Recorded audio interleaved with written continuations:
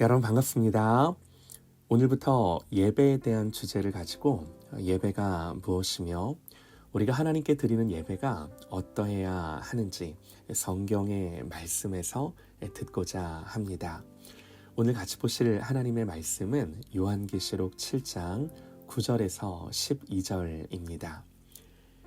이 일 후에 내가 보니 각 나라와 족속과 백성과 방언에서 아무도 능히 셀 수 없는 큰 무리가 나와 흰옷을 입고 손에 종려 가지를 들고 보좌 앞과 어린 양 앞에 서서 큰 소리로 외쳐 이르되 구원하심이 보좌에 앉으신 우리 하나님과 어린 양에게 있도다 하니 모든 천사가 보좌와 장로들과 네 생물의 주위에 서 있다가 보좌 앞에 엎드려 얼굴을 대고 하나님께 경배하여 이르되 아멘. 찬송과 영광과 지혜와 감사와 존귀와 권능과 힘이 우리 하나님께 세세토록 있을지어다. 아멘 하더라. 아멘. 하나님이 주인 되는 예배라는 제목으로 하나님의 말씀 듣겠습니다. 예배는 하나님이 우리를 창조하신 목적이고 구속하신 목적입니다. 우리는요, 하나님을 예배하기 위해 지음받은 줄 믿습니다. 그래서 예배에 대한 바른 이해는요, 너무나 중요해요. 예배가 무엇이고 어떻게 우리가 하나님을 예배해야 하는가. 성경은요, 이걸 가르쳐주는 내용들로 가득해요. 하나님이 자기 백성을 애굽에서 이끌어내신 후에 하신 일이 뭔가? 성막을 주시고 율법을 주신 거죠. 성막과 율법의 핵심은요, 어떻게 하나님을 사랑할 것이며 구체적으로 어떻게 하나님께 나아가 하나님을 예배할 것인가 하는 거예요. 이 내용으로 가득해요. 사실 이게 우리에게 있어서 이보다 더 중요하고 본질적인 문제는 없다라는 겁니다. 저는 이제 목사로서 예배가 끝난 뒤 가끔씩 이런 인사를 받습니다. 목사님, 오늘 예배가 참 좋았어요. 이 말이 무슨 말인지 모르지 않습니다. 말씀이 좋았을 수도 있고요. 찬양이 좋았을 수도 있고요. 또 은혜를 받고 감동을 받았다는 표현일 수도 있습니다. 목사로서 이런 인사가 싫지 않죠. 또 이렇게 받은 은혜를 표현하는 것이 잘못된 거 아니죠. 그런데 여기서 우리가 반드시 생각해 봐야 하는 것이 이런 말들 속에는 예배를 생각하는 기준이 철저하게 사람 중심이다라는 거예요. 우리는 암암리에 내 느낌, 내 감정으로 예배를 재단합니다. 그렇게 기준 잡아요. 이런 거죠. 오늘 우리가 예배 좋았어 라고 말할 때 뭐가 좋은 건가요? 또 반대로 오늘 예배 별로였어 이렇게 말할 때는 뭐가 별로라는 건가요? 철저하게 우리 자신의 느낌과 내 판단과 감정을 가지고 말한다라는 거예요. 여러분, 우리가 이런 걸 기준으로 예배에 대해 말할 수 있을까요? 예배의 주인이신 하나님이 이 예배를 어떻게 받으셨을까가 기준이 돼야 하지 않을까요? 질문이 바뀌어야죠. 오늘 예배드리는 내 마음과 태도를 하나님이 받으셨을까? 오늘 우리가 부르는 이 찬송을 하나님이 기뻐 받으셨을까? 또 선포된 말씀을 통해서 하나님이 영광을 받으셨을까?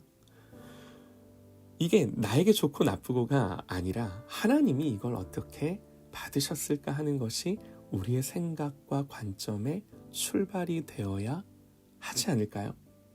그런데 우리는 이런 생각과 관점으로부터 출발하지 못하는 거죠. 한마디로 인간의 만족도가 예배 평가의 기준이 되는 거예요. 이런 것들이 기준이 되어서 여러분 여기에 맞추려 한다면 우리의 예배가 어떻게 되겠습니까? 어떻게 하면 사람들이 감동받을까가 이슈가 되는 거예요. 어떻게 해야 인간의 감정을 고양시키고 고무시킬까가 예배의 초점이 되는 거예요. 오늘날 우리의 예배를 찬찬히 보면 어디에 포커스가 맞춰져 있는가 우리가 생각해 봐야 하는 거죠. 또 오늘날 우리가 많이 부르는 이 찬양의 가사들을 보면요, 하나님이 누구시고 또 하나님이 얼마나 위대하시고 존귀하신지에 대한 고백보다는 개인적인 간증과 고백의 차원에서 내가 얼마나 위로받고 나에게 얼마나 힘을 주시는지 여기에 대해 많은 포커스가 맞춰져 있는데요. 마이클 호튼이라는 사람이 조사를 했대요. 지난 150년 동안 찬송가 가사가 어떻게 변했는가. 많은 찬송가의 이 가사의 내용들이 하나님을 고백하는 대신 점점 인간적인 가치와 행복을 다루는 내용으로, 즉 감상적이고 개인주의적으로 바뀌었다고 지적을 합니다. 여러분, 우리의 간증과 고백, 또 나에게 위로를 주시고 평안을 주시는 이런 고백들이 잘못된 거 아니죠. 또 예배 때 필요합니다. 그러나 전반적인 예배에 대한 지향이 우리도 모르는 사이에 하나님 중심으로부터 인간으로 옮겨지는 거죠. 예배는요, 사람이 중심일 수 없습니다. 그러면 성경이 가르쳐주는 예배는 어떤 건가? 오늘 본문이 그 답을 주는데요. 오늘 본문은 마지막 때에 하늘에서 드려지는 예배를 보여줍니다. 많은 무리들이 모였습니다. 각 나라와 족속과 다양한 언어를 쓰는 사람들이 한데 모였어요. 이들은 어린 양의 피에 그 옷을 씻어 희게 된 옷을 입고 있는 자들입니다. 구원받은 성도들이죠. 이들이 큰 소리로 노래를 합니다. 구원하심이 보좌에 앉으신 우리 하나님과 어린 양에게 있도다. 또 그 주위에는 천사들이 서 있었는데 일제히 보좌에 엎드려 얼굴을 땅에 대고 경배합니다. 아멘. 방금 성도들이 구원하심이 어린 양께 있다라고 하는 그 고백에 아멘으로 화답하며 찬송과 영광과 지혜와 감사와 존귀와 능력과 힘이 우리 하나님께 세세토록 있을지어다. 아멘 하는 거죠. 여러분, 이것이 오늘 성경이 묘사하는 예배예요. 지금 이 예배자들은 하나님의 영광을 보고 있습니다. 이게 너무나 중요한 거예요.